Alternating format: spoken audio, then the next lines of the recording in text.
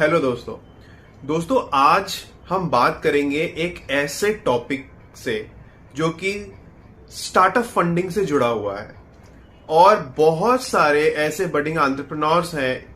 आप में से भी कोई एक हो सकता है जो हमेशा इस बारे में सोचता रहता है और वो बात यह है कि वेंचर कैपिटलिस्ट जो फर्म होते हैं बेसिकली वो काफी ज्यादा स्टार्टअप में बहुत बड़े बड़े अमाउंट इन्वेस्ट करते हैं। तो सवाल यहां यह उठता है कि क्या वो अपने पैसे इन्वेस्ट करते हैं या तो फिर पैसा उनके पास आता कहां से है और वो प्रॉफिट कैसे कमाते हैं। ये बहुत बड़ा सवाल है दोस्तों। सबसे पहले सवाल का मैं आपको जवाब देना चाहता हूं कि बेसिकली वो अपना फंड इन्वेस्ट करते हैं। तो इसका आंसर अगर आप मुझे पूछेंगे तो ज्यादातर केसेस में ना है, जी नहीं, वो अपना फंड बिल्कुल भी इन्वेस्ट नहीं करते हैं। दूसरा सवाल, तो फिर पैसे आते कहां से हैं? तो दोस्तों पैसे बड़े बड़े ऑर्गेनाइजेशन से आते हैं, खास करके फाइनेंशियल इंस्टीट्यूशन से, जैसे बैंक हो गया, पेंशन फंड्स हो गया, यहां से आते हैं। अब सवाल ये उठता है कि ये प्रॉफिट कैसे कमाते हैं। तो देखिए दोस्तों, बेसिकली क्या होता है, जो वेंचर कैपिटलिस्ट फर्म होते हैं इसमें जो लोग काम करते हैं, इसके जो प्रमोटर होते हैं, जो इसके फाउंडर्स और ओनर्स होते हैं, वो काफी ज्यादा नॉलेजेबल होते हैं इन्वेस्टमेंट में। उनको मार्केट का आइडिया होता है, उनको ये पता होता है कि कौन सा पर्टिकुलर इंडस्ट्री फ्यूचर में बहुत ज्यादा गेन करने वाला है या कौन लॉस में जाने वाला है, फ्यूचर में किस चीजों की रिक्वायरमेंट होगी, कौन से स्टार्टअप पे इन्वेस्ट करना चाहिए नहीं करना चाहिए। इनको एक अंदाजा सा होता है और ऐसा नहीं है कि हमेशा ये सही ही होते हैं और इनके सारे स्टार्टअप जिसमें ये फंड करते हैं वो प्रॉफिटेबल ही होते हैं, जी नहीं। लेकिन कुल मिला के अगर देखा जाए ऑन एन एवरेज तो ये अच्छा खासा प्रॉफिट कमा लेते हैं, बशर्त है कि जो वेंचर कैपिटलिस्ट फर्म है उसके जो प्रमोटर्स है वो काफी ज्यादा नॉलेजेबल होने चाहिए इन्वेस्टमेंट में और उनका जो फोरकास्ट है वो ज्यादातर केसेस में सही होना चाहिए। तो बैंक्स और पेंशन फंड के पास जब ये जाते हैं लोन लेने के लिए, बेसिकली पैसे वो वहीं से लेते हैं। तो ये जो बैंक्स होते हैं वेंचर कैपिटल बैंक और जो पेंशन फंड्स होते हैं उनके दिमाग में ये परसेप्शन रहता है कि ये वेंचर कैपिटलिस्ट फर्म है और इनके पास नॉलेज होगा ही होगा।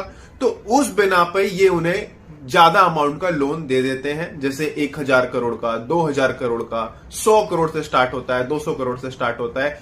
लोन ये इन्हें दे देते हैं ये सोच के कि ये जहां भी इन्वेस्ट करेंगे ठीक ठाक प्रॉफिट तो ये निकाल ही लेंगे और बैंक्स का जो बेसिकली पैसा है वो एनपीए नहीं जाएगा, मतलब नॉन परफॉर्मिंग एसेट नहीं होगा। ऐसा चांसेस बहुत ही कम रहता है कि उनको उनकी लोन रिकवरी नहीं हो पाएगी, क्योंकि उनको पता है कि ये वेंचर कैपिटलिस्ट फर्म है और काफी नॉलेजेबल है इन्वेस्टमेंट में। तो चलो ये मतलब कैलकुलेटिव रिस्क है, यहां पे इन्हें पैसा लोन में दिया जा सकता है। तो इस तरीके से venture capitalist firm loan avail करते हैं, या तो पेंशन फंड से, बैंक से और अदर फाइनेंशियल इंस्टीट्यूशन से।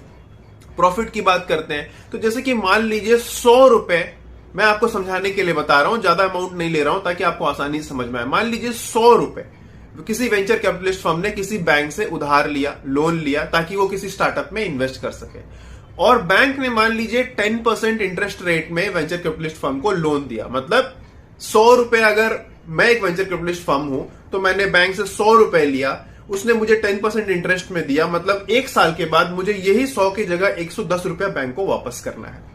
अब मैं क्या करूंगा, बैंक से 100 रुपए लूंगा और आगे किसी स्टार्टअप में 100 रुपए इन्वेस्ट कर दिया मैंने।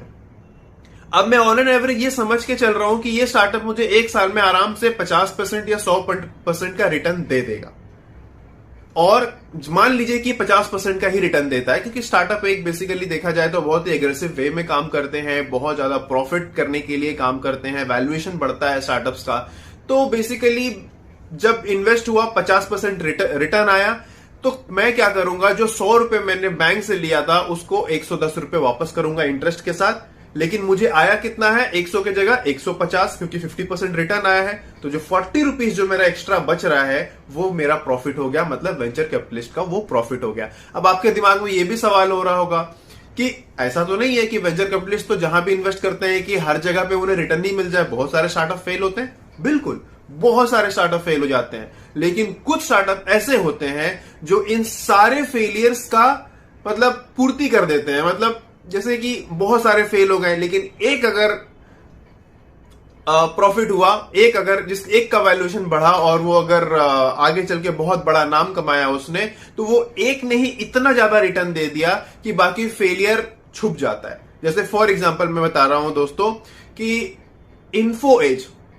इन्फोएज ने इन्वेस्ट किया था बेसिकली जोमैटो में 2011 में, और 2021 में जब आईपीओ आया तो जब उन्होंने इन्वेस्ट किया था 4.7 करोड़ किया था 2011 में, और 2021 में जब आईपीओ आया तो इन्फोएज ने एग्जिट किया था। वो भी पूरा शेयर नहीं किया था, बहुत सारे शेयर किए थे, कुछ छोड़ के किए थे।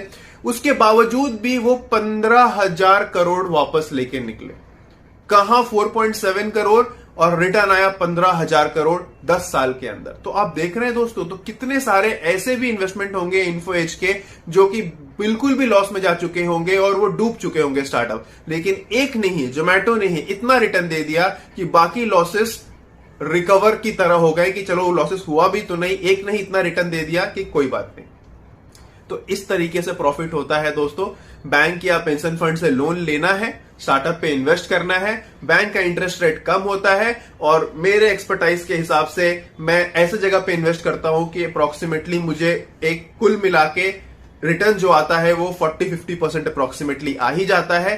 तो अगर 50% इंटरेस्ट आ रहा है ऑन एन एवरेज स्टार्टअप से मुझे इंटरेस्ट, तो 10 मुझे इधर देना है और 40 जो बच गया वो मेरा प्रॉफिट है। तो ये बेसिकली मैंने आपको समझाने के लिए बताया दोस्तों, और भी इसमें बहुत सारी चीजें होती है जो कि वीडियो में बताना थोड़ा मतलब आपके अंडरस्टैंडिंग के लिए, बेसिक्स के लिए मुझे लगता है कि ये बहुत अच्छी जानकारी साबित होगी दोस्तों। और आशा करता हूं आपको ये वीडियो पसंद आया होगा, और भी आता रहूंगा बहुत सारे इन्फॉर्मेटिव वीडियोस के साथ, ताकि मैं स्टार्टअप्स से रिलेटेड बहुत सारे टर्म्स एंड टर्मिनोलॉजीज और कॉन्सेप्ट्स में आपके क्लियर कर सकूं। Thank you so much.